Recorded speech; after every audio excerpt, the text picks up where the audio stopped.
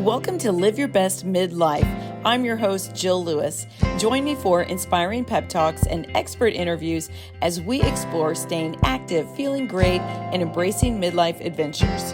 Whether you're an empty nester, a pickleball enthusiast, or just ready to rediscover your vibrant self, this podcast is for you.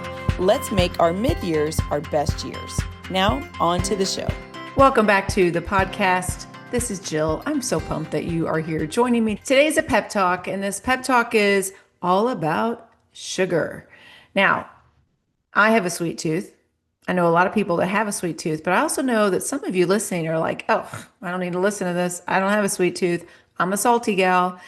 And even if you feel like you don't have a sugar addiction, I still want you to listen to this because sugar is hidden in so many things, and we really need to be aware of what we're putting into our bodies, what sugar does, and I just think it creeps in. So I've just worked with enough women to know that once I look at what they're eating when they start working with me or what they have been eating, I'm like, oh, okay, here's the problem. So whether or not you are totally sugar addicted or not, we need to really be careful just because of just the American diet. It's in there. All right, let's get started. The sugar trap and why you can't stop craving sweets. Let's talk about why we crave it and why it feels like it has a power over us and how to break the cycle so that we feel energized and in control again. In midlife, sugar cravings can feel stronger than ever. So if you've ever thought to yourself, I'm so good all day, and then the nighttime hits and I can't stop snacking, this episode is going to feel like a giant exhale. Because the truth is, it's not a willpower problem. It's a chemistry problem. Once you understand what's happening inside of your body, everything changes. So we're really going to dive in. Most of us, were never taught how much hormones impact cravings. And guess what? Estrogen. She plays a big role in blood sugar regulation. Now go back if you haven't heard my episode that I did recently on hormones. It was like hormones 101, what every woman over 50 needs to know. Super important. Go listen to that because estrogen is so protective of so many things. It's not just about being dry down there, okay? It's about so much more. So during menopause and perimenopause, estrogen begins to decline.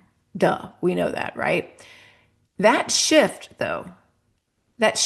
makes insulin, which is the hormone that moves sugar out of the bloodstream and into the cells for energy. It makes it less effective. Isn't that crazy? So when that happens, it's like insulin is knocking on the door, but no one's answering. So sugar is just left to float around in the bloodstream longer. So suddenly you feel like you need something sweet, even if you just ate. Nothing's wrong with you. It's just your body responding to these hormonal shifts. Okay. Now add cortisol to that. Let's bring cortisol into this story. Cortisol is our stress hormone. It is meant to protect us. And when cortisol goes up, the body releases sugar into the bloodstream for quick fuel. That is perfect if you are running from a tiger. Not so helpful if you're running late for work, arguing with your teenagers, or just scrolling the news. High cortisol, especially if it happens often, you'll hear me refer to that as chronically elevated cortisol. That leads to more cravings, more fat storage around the midsection, more disrupted sleep, and just overall more frustration with our bodies. Again, your biology is not broken. It just needs better support. I want to talk about the blood sugar roller coaster ride that I see so many women on. It's not a fun ride, by the way. Now, I believe that we need at least 12 hours I think we need 12 hours without food overnight. Okay. This approach for healing hormones, I think, is really important. Intermittent fasting, time-restricted feeding. I call it, if you've heard me talk about this before, I call it the 1970s, just normal lifestyle. Your mom closed the kitchen at 7 p.m. You didn't eat again until 7 a.m. It was pretty standard. It wasn't an open all night cafeteria happening like we have now. We didn't have Uber Eats and all of the delivery services and the 24-hour availability of food like we do now. And so just because it's available now doesn't mean we need to be eating it all the time. So give yourself that minimum of 12 hours without food. Okay. That's so good for you. I promise. The issue is not when we eat. It is how we break our fast. Your breakfast is your break fast meal. Okay. When we start our eating window with a break fast meal that is mostly carbs and fat, for example, a latte and some fruit, maybe just a piece of toast with a little avocado, or a granola bar, or a muffin, or half of your kids' Pop Tart. Gosh, I hope you're not eating that. I hope your kids aren't eating that. Or even a smoothie that has no protein in it, just like a juice. Your blood sugar shoots up fast, and then it's going to drop quickly afterward. And we're going to feel tired and hungry again. And that creates that all day roller coaster of spike, crash, crave, and repeat. You are not craving because you lack discipline. You're craving because your body is just searching for stability. The fastest way to get off of the roller coaster is to break your fast with protein and fiber. A strong first meal just sets the tone for the entire day. Aim for around 30 grams of protein and 8 grams of fiber. That is going to help flatten the blood sugar curve so energy stays steady and cravings stay quiet. So it's more than just 2 eggs.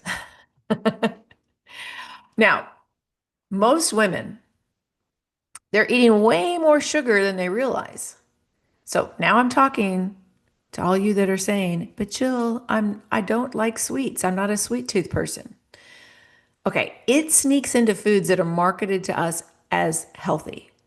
Yogurt with the fruit already mixed in, granola, protein bars. Some of them have more sugar than protein. Creamers in our coffee, sauces, dressings, and of course, alcohol. There, I said it, alcohol. These small hits of sugar add up throughout the day. And even if you're not a dessert person, you may still be living in a higher sugar cycle without even knowing it. When we think of sugar, we usually picture dessert, but our body sees sugar much earlier in the process. Think about this: carbohydrates from pasta, bread, cereal, crackers, chips, pizza crust are all broken down into glucose, which is simply the scientific name for sugar. And that's normal. We need glucose to live. But the problem is when we eat lots of carbs without the balance of protein and fiber. So imagine eating a bowl of pasta by itself. There's nothing slowing that digestion down. So glucose floods the bloodstream quickly. It causes that same spike and crash that makes us crave more food later. On the other hand, if you pair a reasonable portion of pasta with some chicken, a big salad, some olive oil, maybe healthy fats, that digestion slows. More of that energy is going to go to your muscles instead of getting stored as fat. Same delicious food, much better blood sugar response. So let me be clear. Carbs are not the enemy. Lack of balance is the enemy. Understanding food labels becomes a powerful tool, not something to fear. You are simply giving your body the respect of knowing what you're feeding it. Let's talk about the emotional connection to sugar. Here is where so many women feel alone. Sugar does not only give us energy, it gives us comfort. It rewards us after a long day. It feels like a friend when life is overwhelming. And the brain learns quickly that sugar brings pleasure. Each sweet treat reinforces a reward loop in the brain. The more we turn to sugar to soothe, distract, or celebrate, the stronger that connection becomes. And we learn that early in life, right? It is not your imagination, but sugar truly does feel like relief. The trouble is that relief fades fast, and the guilt and the bloating and the frustration lasts a lot longer. This emotional attachment makes cravings feel personal, like we're failing. In reality, it means we have been using sugar to care for ourselves. We just deserve better coping skills than a pantry raid or constantly having sweet treats around. You know how eating healthy can start to feel, I don't know, how do you say it, a little too clean? That is why I keep Flavor God seasonings stocked in my kitchen. They make boring meals crave-worthy again. All their blends are gluten-free, they're low sodium, and they're made with real ingredients. You know how important that is to me. But the flavors are so good. Okay, I love the everything, I love the garlic lovers, and the Taco Tuesday. But let me tell you, the honey barbecue and the pizza seasoning are total game changers too. So if you want your healthy food to taste amazing, head to Flavor God and use the code Jill for a discount. Check out the show notes today for the Flavor God website, the code Jill on how to get a discount. It's flavor without the guilt, just the way we like it. I want to talk to you about what I did recently when I start feeling like, for me, it's I've been traveling so much. And when we're traveling and dining out, we are drinking more adult beverages than we normally do. We are getting dessert more than we normally do. I'm not eating as clean because I'm not home in control of my ingredients and the things that I know that I purchase. I don't know what they're cooking the food with. We were just out east, and normally I'm not a pizza eater because of those very reasons I just talked about. It's not that I don't like pizza, I love it. But it's not a reward for me anymore. I just view it as something, maybe I eat it 4 or 5 times a year. I'm not even kidding. Because for me now, it's just, I look at it and I go, oh my gosh, it is just all carbs and fat, and I'm not getting any protein and fiber on that. And so it's just not worth it to me. But there I go. I'm out gallivanting around. And the faster way recently, with my VIP clients, we held a 10-day sugar detox.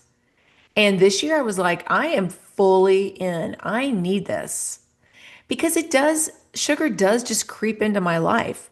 Obviously with alcohol, but I love putting granola on my protein yogurt bowls.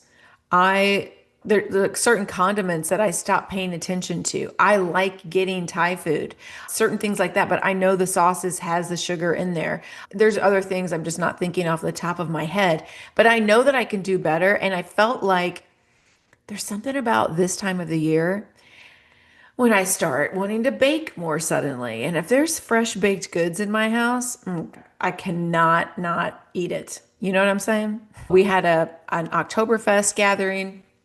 I had done a lot of baking for that, so I was all up into those desserts. And we had at that Oktoberfest party, I think I had two of those, like the baked pretzels, the big ones. Oh my goodness. So this was just great timing for me because I didn't want I'd had about a month of, man, I've really been overdoing it.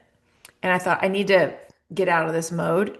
So avoiding alcohol for the full 10 days honestly has been a really good thing for me. And not to make it sound like I'm some alcoholic, I don't know when the last time I went 10 days without one adult beverage, because at least once on the weekend, we're going to go out to dinner and I'm going to have something. That's a trigger for me to go out to eat and have a cocktail or have a glass of wine or like a Prosecco or something. Felt really good. I will say the first couple of days I did have a headache. So that kind of showed me something, like something's going on there. My body is definitely feeling the difference. Even though when I start talking about it, I'm like, I don't have that much sugar. Obviously I was. But yeah, I feel like I've been in a good mood. I feel like my workouts have been great. I really haven't been craving sugar. Now, this isn't to say that I'm going to do this forever.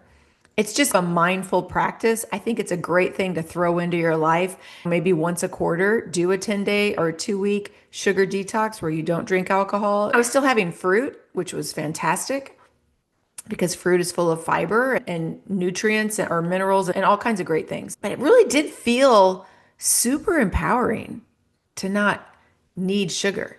And what I really noticed was at night, like last night, I ate at 5 p.m. I was just done. Didn't have anything for the rest of the night. Crazy. So, I want to explain what actually works for women like us, especially if you're like someone you're going, I'm tired of my body looking and feeling this way. So, we want to retrain our taste buds and support our body. Taste buds regenerate quickly. That's the best news, okay? In a week or less, like this 10-day detox I just did, sweetness begins to taste sweeter and cravings decrease. That is true because we did order out Thai one night over the weekend when I was doing this sugar detox, and I had to I got just chicken with vegetables, but the sauce I could tell had sugar in it. And it was just funny how normally I would just dump that whole thing on the rice, but I took all of the stuff out of the sauce. I'm sure I still got a little bit on there. It felt like it was just too much. I don't even know how else to describe it. But when the sugar intake drops, the body relaxes, energy returns, mood steadies, sleep improves. And there are supportive tools to make this process easier. One thing I really leaned on, this sounds so simple and silly, is cinnamon. Okay, hear me out. I was sprinkling this on my coffee in the mornings. I was sprinkling this on my apples in the afternoons. I just made a pot of chili. I put it in the pot of chili, just like a half a teaspoon in that pot of chili. It gave it a great little extra depth of flavor. I put it on my banana. Like if I had a plain rice cake with some plain almond butter, the only ingredient was almonds. And then I had some bananas on that, sliced on it, and I sprinkled cinnamon on that. I've been using the heck out of cinnamon. I think it's really helped. But cinnamon does help stabilize blood sugar. Turmeric fights inflammation. Apple cider vinegar before a higher carb meal can slow blood sugar spikes. I'm not one that's going to go around drinking apple cider vinegar, but I think it's great to put on salads for the same purpose, like as you're dressing. Berberine, I've done a whole episode on berberine, has been shown to support insulin and doing its job more effectively. And we cannot skip sleep, okay? When sleep is poor, the hunger hormone ghrelin increases and the fullness hormone leptin decreases. That means we wake up already fighting an uphill battle against cravings. So prioritizing a calm nighttime routine, reducing alcohol, getting consistent sleep, might need to be on some progesterone, go back to that hormone episode, gives your hormones a chance to support you instead of sabotaging you. But you can retrain your taste buds.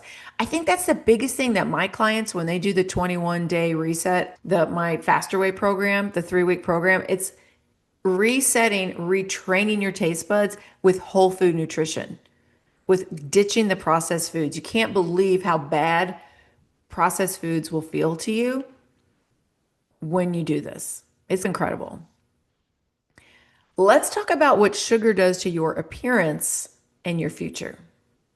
Now, this is something most women never want to hear, but sugar ages our skin. And when there is too much sugar in the bloodstream, a process called glycation damages collagen and elastin. Those are proteins that keep the skin firm and glowing. Too much sugar can lead to more wrinkles, puffiness, sagging, and a dull complexion. Put it this way, your face remembers your dessert. And then there is a long-term picture. Chronically elevated blood sugar puts so much stress. It puts tremendous strain on the body. Insulin resistance eventually develops into type 2 diabetes. You know what I mean? Diabetes, okay? Nobody wants that. Nobody wants that. So if nothing changes, that insulin resistance that we were talking about early on, when it's like It's knocking at the door and no one's answering, and that insulin's just hanging out in the bloodstream. Eventually, that's going to become type 2 diabetes. Diabetes harms your eyes, your nerves, your kidneys, and your heart. It steals quality of life little by little. It makes you more susceptible to have other terrible things happen. If you are diabetic, you are in a much worse state if something else comes along, say pneumonia, say any other chronic illness. I'm just telling you this now because we often look at the future and think, whatever, you're really going to care. When you are a grandmother and you want to be around for those grandkids and not be a burden on your family and be able to get around and do all the things, you're going to care. But we have to start caring now, okay? So I want you to think about that. How do you want to live at 70? Do you want to be active and traveling, playing pickleball, enjoying your life, enjoying those grandkids? Or do you want to be just managing health complications that could have been prevented? Future you deserves better than a daily battle with cravings. Here's a truth that I want to leave you with. You can enjoy sweetness in life without being controlled by it. You're not addicted to sugar. You are outmatched by a perfect storm of hormones, stress, sleep, and emotional habits that formed over years. And once those systems are supported, sugar no longer calls the shots. You do. You can feel clear-headed. You can sleep deeply. You can walk into the pantry and grab something nourishing because that's what your body wants. It's not about perfection. It's about power. Now, just before I close, I just want to say a few things that I do. When you're an empty nester, this should be so much easier. You no longer have kids in the house dominating like what's in your pantries. I wish I had all this knowledge when my kids were younger. I would have been a better parent and policing what food, what processed sugar was brought into our house, but I didn't know when they were young. But I do know better now. And for my husband and myself, I want to make sure that we aren't diabetic. And I want to make sure that we are going to live long, powerful lives. And so I don't buy that junk. And if I'm going to bake a home baked goods, I do it on special occasions. Growing up, dessert was something I had every night, but it was tiny. It was like tiny portions. Bowls were like very small. Now our bowls are huge. Our portion sizes have gotten completely out of whack. When you start, clients work with me, when they start actually, so like the first week they're working with me, it's let's just focus on reducing process, drinking more water, and start lifting weights. That's it. That's it. You can't imagine the difference that makes. When you feel like, oh, you know what? I was having this insane craving, but instead I just grabbed an apple, like I talked about earlier. I cut up an apple, I sprinkled it with cinnamon, I had some nut butter with it, felt great. Drank some water, maybe you put some supplements in there, feeling really good. So again, it's not about perfection. It's just about power. It's about knowledge. And then staying consistent with it. So you go on vacation, you enjoy it, it's great, it's fun, you come back, boom, right back into your regular scheduled programming. And if you're tired of feeling controlled by cravings and you want to finally feel in charge of your choices, I'm here for you. When you're ready to make that plunge, join me, do the faster way with me, and I'm telling you, it's going to change your life. You're going to feel so much better. All right. Thank you so much for listening. I hope that was helpful for you. Of course, I want you lifting weights. I want you eating whole foods and I want you hydrating this week. But if you don't know how to get started, you reach out to me. Come find me on Instagram. I'm at Jill B. Lewis, and I will see you next week.